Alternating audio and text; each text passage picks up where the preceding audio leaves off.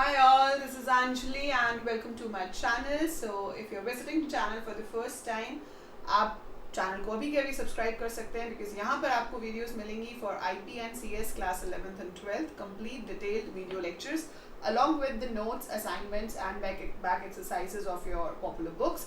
उसके अलावा आप आगे जाकर अगर BCA, BTech, BSc computer science करते हो तो उसके सब्जेक्ट्स के ट्यूटोरियल्स भी आपको मेरे चैनल पे मिलेंगे. So do subscribe it right now and share with everyone who is into the computer field in your known. और ये जो वीडियो है this is in continuation to our series जिसमें हम 12th CS का कंप्लीट कोर्स कर रहे हैं फॉर द सेशन 21-22. पिछली क्लास में हमने किया था how can we make a user defined function. जब हम फंक्शंस बनाते हैं तो वहाँ पे ये टर्म्स बहुत यूज होते हैं कि आर्ग्यूमेंट्स है, पैरामीटर है. अब इन वर्ड्स का एग्जैक्ट मीनिंग क्या है, what do we mean by these words, what is this argument, what is parameter, तो ये कैसे और कहाँ यूज होते हैं. Let's go and explore this. So आपको मैंने बताया था कि हम फंक्शन बना सकते हैं with the help of keyword def और मैंने आपको एक होमवर्क भी दिया था. होमवर्क क्या था कि आपको लेंथ और ब्रेड्थ को एज अ पैरामीटर लेना है और आपको उसका एरिया कैलकुलेट करके रिटर्न करना है, राइट. सो आप क्या लिखोगे, def, then you have to make a function जिसका नाम आपकी मर्जी है. मैंने एरिया दे दिया, आप जो मर्जी नाम दे सकते हो. Then you have to receive the parameters. Colon का साइन लिखा, मैंने यहाँ पर कैलकुलेशन कर ली कि जो एरिया है that is L into B and फिर मैंने लिख दिया रिटर्न A, राइट. इसको जब आप कॉल करना चाहते हो यहाँ से तो आप यूजर से भी वैल्यू ले सकते हो या आप कोई फिक्स वैल्यू भी ले सकते हो, that is totally up to you. आपने यूजर से पूछा enter length, user will enter the length, right. आपने पूछा एंटर ब्रेड्थ, आपने यहाँ पे ब्रेड्थ इनपुट करवा ली. So it's the same code as we have written above.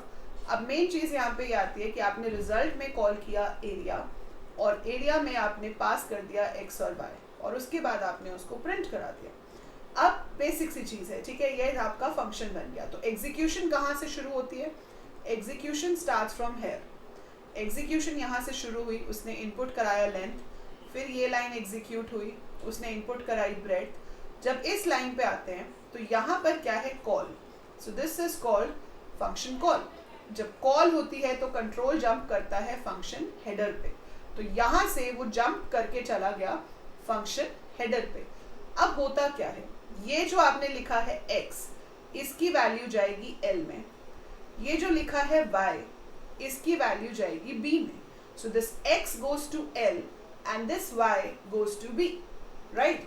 सो यहाँ L आ गया, यहाँ B आ गया, फिर वो मल्टीप्लाई हुआ, A में आया, उसको हमने रिटर्न करा दिया और वापस जो आएगा रिटर्न होके वो किस में आएगा, इधर. सो यहाँ से मैंने उसको प्रिंट कर दिया.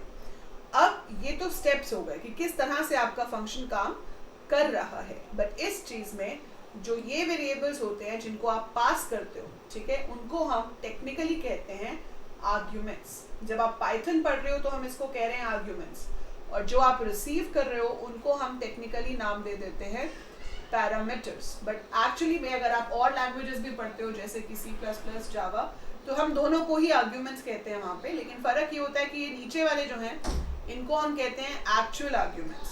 क्या कहते हैं नीचे वालों को, एक्चुअल आर्ग्यूमेंट्स.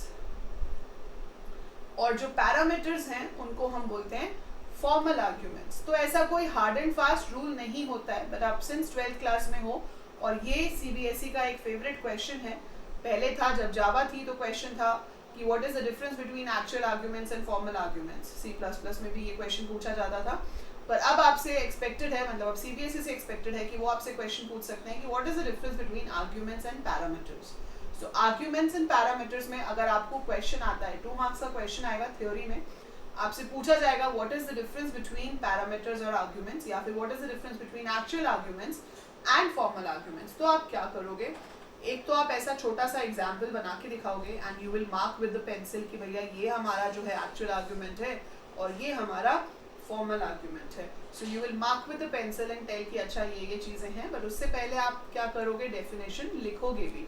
सो आप यहाँ पे लिखेंगे, आप यहाँ ऊपर लिख सकते हैं एक्चुअल आर्ग्यूमेंट्स या सिर्फ आर्ग्यूमेंट्स, डिपेंड करता है क्वेश्चन में क्या पूछा है.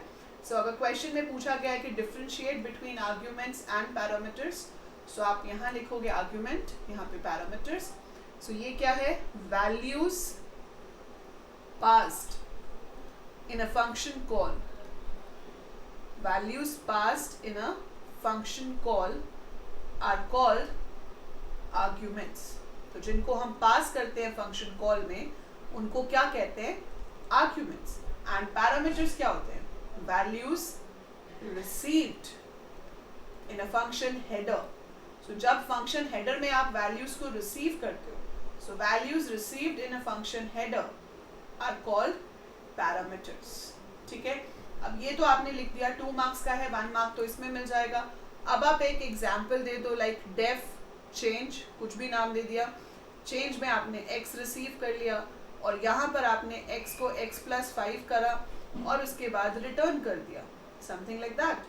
अब आप नीचे से इसको कॉल करके दिखा दो, like a is equal to 10 और फिर आप नीचे लिख सकते हो b is equal to change a and print b, something like that. So छोटा एग्जाम्पल हो गया ये एरिया वाले के कंपैरिजन में. सो थोड़ा सा छोटा है. अब यहाँ पर एरो बना के लिख देंगे कि ये क्या है? आर्ग्यूमेंट और ये क्या है? Parameter. So always give examples. हमेशा आप एग्जाम्पल देंगे जब भी आपको थियोरी क्वेश्चन आएगा. ठीक है, सो इस साल पेपर के पैटर्न में अगर कोई चेंज होगा so we will get to know, but previous year जो सैम्पल पेपर सीबीएसई ने दिया था उसके हिसाब से हमारे पास 10 क्वेश्चंस आते हैं 2 मार्क्स के. सो वी गेट 23 क्वेश्चंस जो आपको करने होते हैं 1 मार्क के, and then you have 10 questions 2 marks each. So this is like very much expected question, very much expected question in that 2 mark category. So वो 2 मार्क की category में आप ये डिफरेंस भी लिखेंगे और उसके बाद आप उसको एग्जाम्पल देके ऐसे मार्क भी करेंगे. सो जब भी थियोरी क्वेश्चन आता है, सो थियोरी प्रोग्रामिंग में सिर्फ थियोरी नहीं होती, कभी भी हमें हमेशा उसमें कोडिंग का एग्जाम्पल साथ में देना चाहिए, चाहे उन्होंने मेंशन किया हो या नहीं किया हो. So you should always give an example with that, right. So that is argument and parameter. Fine, I hope ये डिफरेंस आपको अच्छे से समझ आ गया. अगर आ गया है तो फटाफट से लाइक बटन पे हिट करो. अभी कोई आप गाने वगैरह देखते हो, एंटरटेनमेंट की वीडियोस देखते हो, है ना, वो वाले यूट्यूबर्स तो बोलते हैं कि इस वीडियो का टारगेट है मेरा 1000 लाइक होने चाहिए एंड ऑल दैट. सो हमारा टारगेट नहीं है, लेकिन अगर समझ आ गया है तो लाइक जरूर करना. So if you have understood, so please click the like button because that gives me motivation कि यस जो मैं पढ़ा रही हूँ आपको समझ आ रहा है. So do click that. And एक प्रोग्राम में हम कितने भी फंक्शंस बना सकते हैं. We can create any number of functions, we can call any number of functions. So next class में हम करेंगे how to create multiple functions. So how to write multiple functions in a single program, and we will also be doing default arguments. So हमारे पास arguments में एक special तरह के arguments या parameters आते हैं जिन्हें कहते हैं default parameters या arguments. So ये क्या होते हैं, इसको हम कैसे use करेंगे, this is we are going to do in the next lesson. तब तक आप वीडियो को लाइक करेंगे, इसको शेयर करेंगे, चैनल अगर अभी तक सब्सक्राइब नहीं किया है तो वो करेंगे. एंड अलॉन्ग विद दैट नीचे डिस्क्रिप्शन में मेरा इंस्टाग्राम हैंडल है, so you can follow me on Instagram both on personal and professional account, and you can follow me on Unacademy. I am a plus educator there और मैं रोज class लेती हूँ 12 से 1 which is a live class and it is free. So live free class है, बिल्कुल free है, live है, तो आप ज़रूर अटेंड कीजिएगा. जब आप अटेंड करने आएंगे आपसे कोड पूछ सकता है, उसमें आपको मेरा नाम लिखना है अंजलि लूथरा बिना किसी स्पेस के. So you would be able to attend me live 12 to 1. So अगर आप सही में सीखना चाहते हो और आप स्पेंड भी नहीं करना चाहते हो, so do avail this feature, lovely feature you have and absolutely free. So I'll see you there and I'll see you here also. And by the time I upload more, keep watching, keep learning and stay safe.